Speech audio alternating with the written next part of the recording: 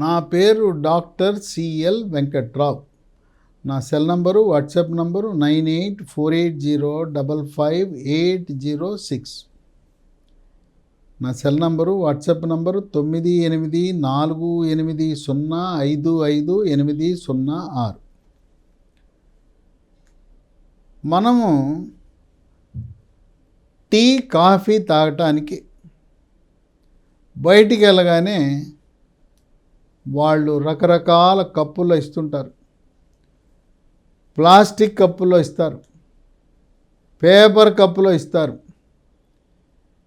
ఈ ప్లాస్టిక్ కప్పులు వాడితే అవి ప్లాస్టిక్ కప్పులు భూమిలో కలవటానికి కొన్ని వేల సంవత్సరాలు పడుతుంది. ఈ ప్లాస్టిక్ అనేది పర్యావరణానికి హాని కలిగిస్తుంది. పొరపాటున జంతువులు ఏదైనా తినేటప్పుడు వాళ్ళ నోట్లోకి వెళ్తే జంతువులకు ప్లాస్టిక్ వస్తువులు జీర్ణాశయంలో అడ్డుపడి వాటికి తీవ్రమైన కడుపు నొప్పి వచ్చి కొన్ని సందర్భాల్లో ఆవులు లాంటి పశువులు కూడా మరణించే అవకాశం ఉంది. మనం ఇంట్లో కూడా ఈ సిరామిక్ కప్పుల్లోనే కాఫీ, టీ తాగాలి. అలాగే బయట ఎక్కడైనా కూడా సిరామిక్ కప్పుల్లోనే తాగటం మంచిది. ఈ ప్లాస్టిక్ కప్పులు, ప్లాస్టిక్ నిషేధం అయినప్పుడు ఒక ఇద్దరు ఆడపిల్లలకి రాజమండ్రిలో ఒక మంచి ఐడియా వచ్చింది. ఎలా పర్యావరణాన్ని కాపాడాలి, వాళ్ళ దృష్టి ప్లాస్టిక్ కప్పుల మీదకి వెళ్ళింది. ఈ ప్లాస్టిక్ కప్పులు బదులుగా మనం ఏమైనా ప్రత్యామ్నాయ సాంకేతిక పరిజ్ఞానం చూడగలమా, చేయగలమా అని ఆలోచన మొదలుపెట్టారు. వాళ్ళిద్దరూ కూడా ఇంజనీరింగ్ చదివారు. వాళ్ళకు మంచి సృజనాత్మకత ఉంది. సరే, వాళ్ళు రకరకాల ప్రయోగాలు ప్రారంభించి రాగి పిండితో కప్పును తయారు చేశారు. రాగి పిండితో కప్పు తయారు చేసి దాన్ని టీకి, కాఫీకి వాడటం ప్రారంభించారు. ఈ రాగిలో ఐరన్, కాల్షియం చాలా విరివిగా ఉంటుంది. ఇంకో విశేషం ఏంటంటే, ఈ మామూలుగా మనం ఏం చేస్తాం, టీ తాగుతాం, కాఫీ తాగుతాం, కప్పు అవతల పారేస్తాం. బాధ్యత గల వాళ్ళు అక్కడే ఉన్న డస్ట్బిన్లోకి వేస్తారు. బాధ్యతారాహిత్యంగా కొంతమంది రోడ్డు మీద అట్లా అవతల పారేస్తారు.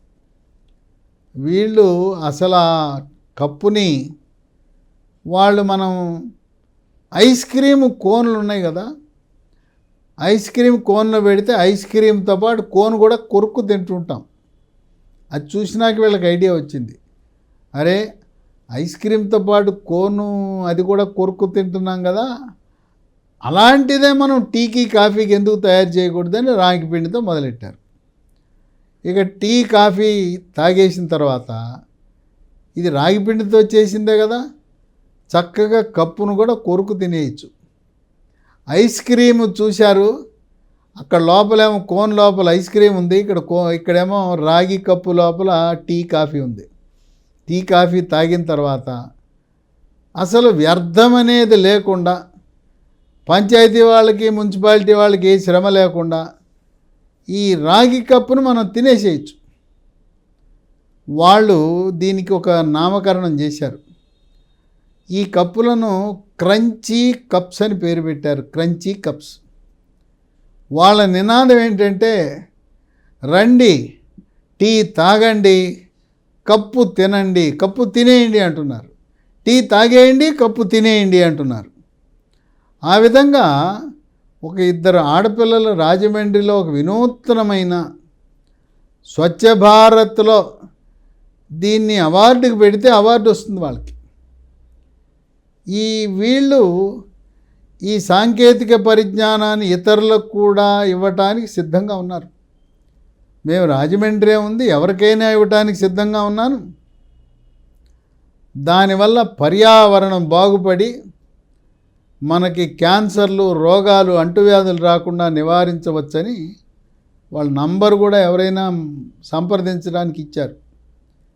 వీళ్ళ నంబరు 7794892718.